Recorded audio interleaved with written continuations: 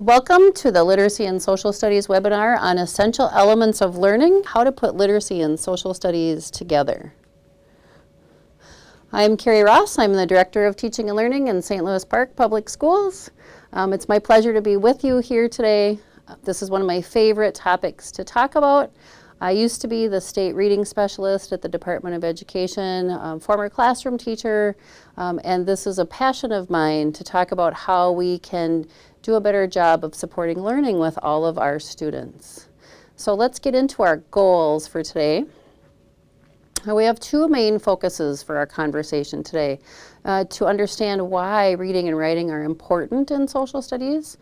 They work super well together, and it's really important for us to connect literacy across the school day at every level. And how do we best do that? What are some strategies for helping students learn social studies through text, whether they're reading text or creating text?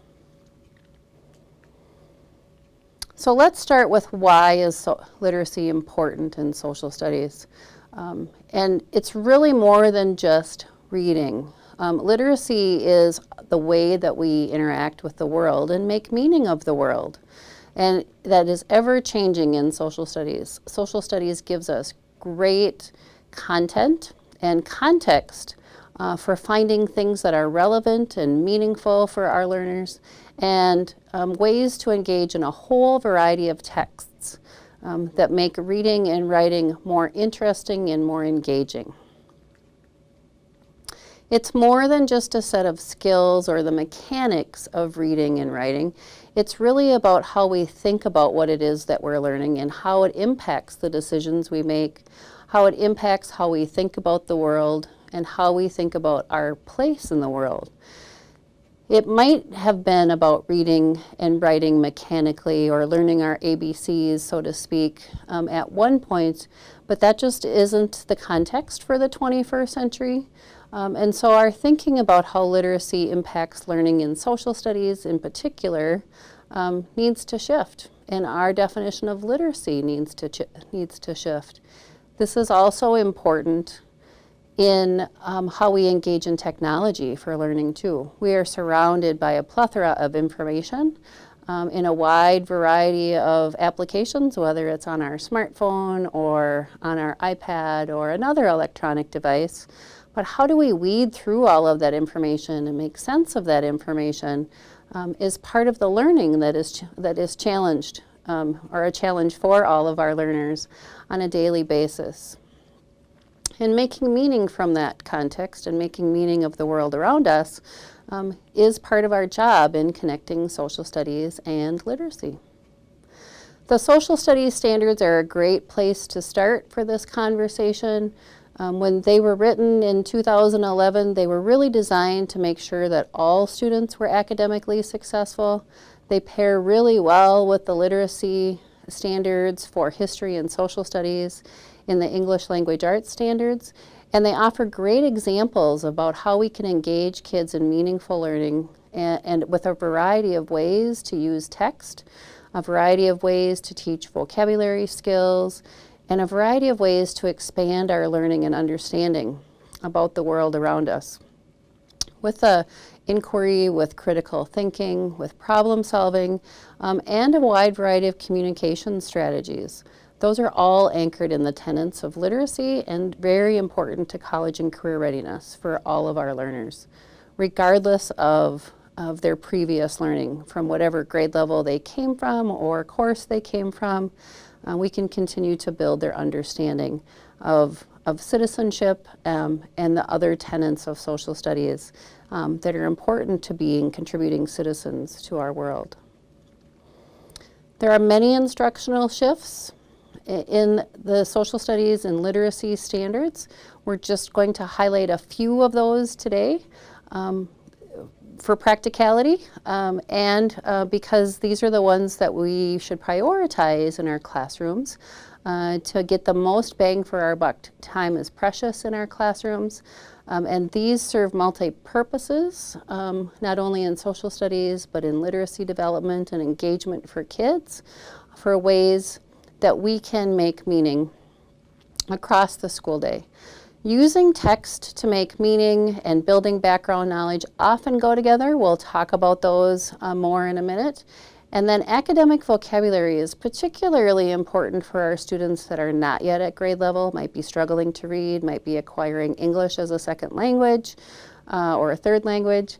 And using the text to ask and answer questions generated by students is something that we are seeing more and more across content areas, anchored in those tenets of inquiry and critical thinking. So let's unpack these more in the next few slides. Using text to make meaning. Text is a small word with a big impact. We used to think text was anything that was written on a page, or maybe even more recently written on a screen. It also includes visual images and multimodal images, things that come from movies or video clips. And making meaning from text is critical to understanding the content of social studies and to also being literate in the 21st century. So there is a process we can think about as we are planning instruction. We want kids to be able to read it and think about it. We want students to be able to write it and think about it, but we also want them to be able to talk about it. Reading, writing, listening, and speaking are all parts of a bigger whole for literacy development and understanding text in a meaningful way. That gives us students multiple ways to not only engage with the text, but also to extend their learning. It could be that they have a place to start that understanding based on something they've already know or something that you've shared in class. And you can start anywhere along this continuum. You can start with writing, you can start with talking. It doesn't always have to start with reading, but it's important to always make a connection between reading and writing and speaking and listening to build that capacity for especially the big concepts of social studies and history that we want students to be able to take across the whole entire school year, or even from grade to grade as they continue to develop better understanding. This, of course, includes more than just a list of factual information, but also opportunities to grapple with bigger concepts and why things happened the way they did in history, or what might happen next based on a current course of events. Building background knowledge is one of the things that we hear most from educators as an impediment to understanding social studies. And it's something for us to continue to think about as educators on a broader scale. Our kids come to our schools with a whole wide variety of experiences and lots of background knowledge. It may be different from our own personal background knowledge, but still worthy of consideration and worthy of inclusion in our instructional practices. We just have to be able to know what is that background knowledge that kids bring and let that not be a detriment to kids' learning in our classes and in our lessons. So how do we isolate background knowledge so that it doesn't become the determining factor whether kids are successful in a unit of study or that they have that they can use that information going forward. Howard Gardner talks about the purpose of education is to enhance our understanding. Just because our kids don't already know it doesn't mean they can't learn it. It just means that we have the opportunity to set the format for them to learn that. And as we dig into our content and we dig into our social studies standards, we can become more aware of what kids might already know and what they don't know in order to build on what it is that we want them to be able to know by the end of our course. Amy Tan also talks about, I don't remember things I don't understand. So getting to the depth and breadth of the content and building that background knowledge is important for learners as they ongoing. Stephanie Harvey in her Nonfiction Matters book talks about this in great detail and gives you lots of really good examples about how to think about building background knowledge without taking up a ton of class time and without leaving the kids out of the conversation that may already have the background knowledge. Academic language is a really important part for teaching students the concepts of social studies. And this isn't just about teaching an individual word, but teaching the big ideas and the concepts, building a curiosity for students about words that might have multiple meanings in social studies and things that might have multiple meanings in different languages or from different perspectives.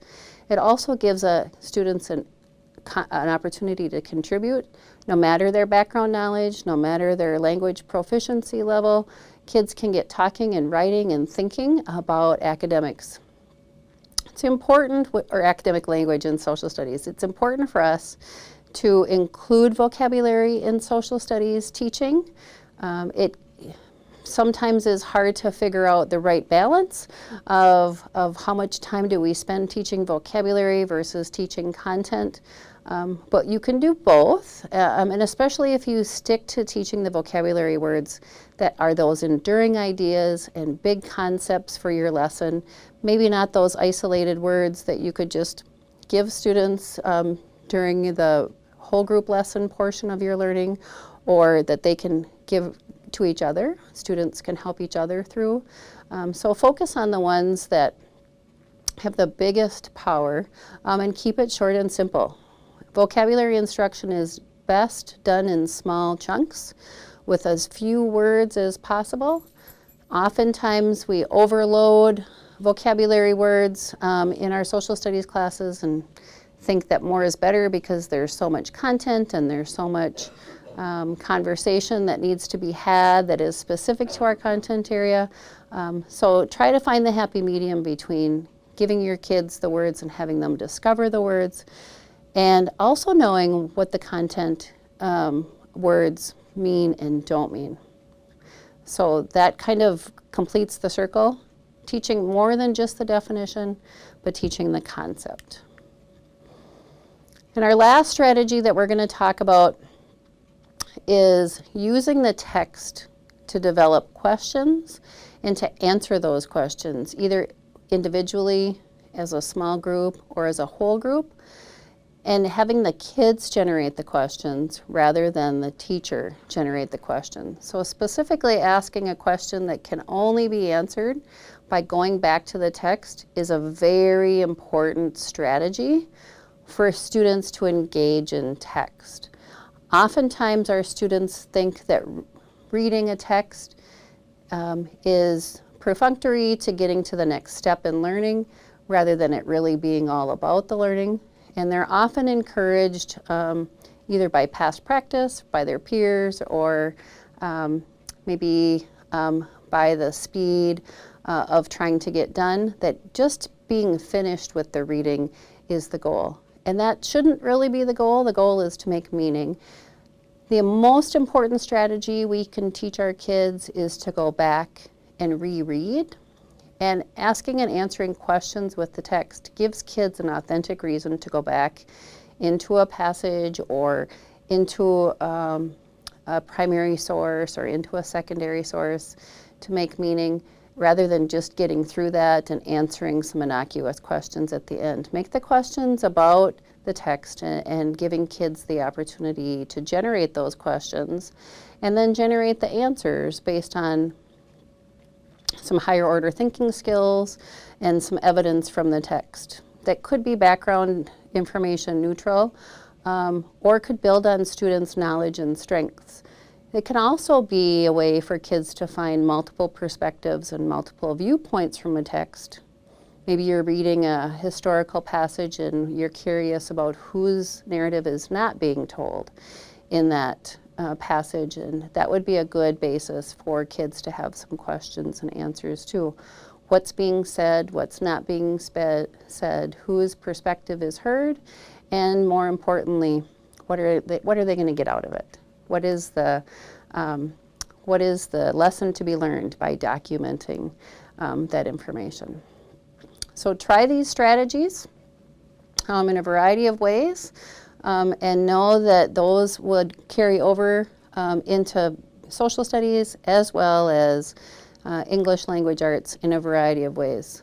This graphic is designed to help give you a quick overview Of the ladder of text difficulty or task difficulty, if you will, based on what you want kids to be able to know and do on any given social studies topic. Are you asking kids to just have some general understandings, maybe understand a few key details, work on some vocabulary, author's purpose or perspective like we just talked about, make some inferences, or grapple with some opinions and arguments, or intertextual connections, those connections between different accounts of the same moment in time or different perspectives on the same topic. The one that comes to mind would be global warming. There are different perspectives if global warming really has an impact on our environment, if it really exists, and there are other opinions that it undoubtedly has an impact on our environment and our world. And how do we get that information and how do we interact with those concepts? In part depends on the level of text engagement that kids might have. So are you asking for them to be able to point to a word or summarize in a sentence? Do you want them to be able to write or retell a paragraph?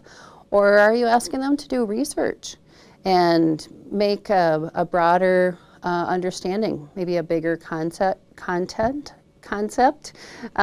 about a big idea, like global warming or transportation or power and status?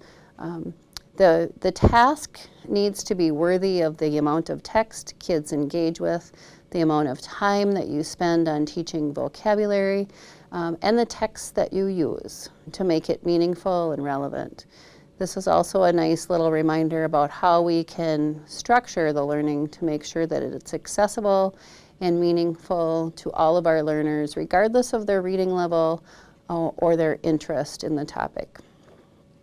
Create that progression of text-dependent questions based on what it is that you want kids to be able to know and do, and all of your kids will be successful in your social studies class.